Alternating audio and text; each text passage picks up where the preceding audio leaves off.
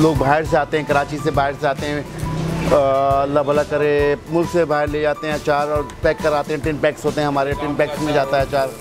अब अल्लाह ने हम बढ़ना था, तरक्की होती चली गई, आगे बढ़ते चले गए।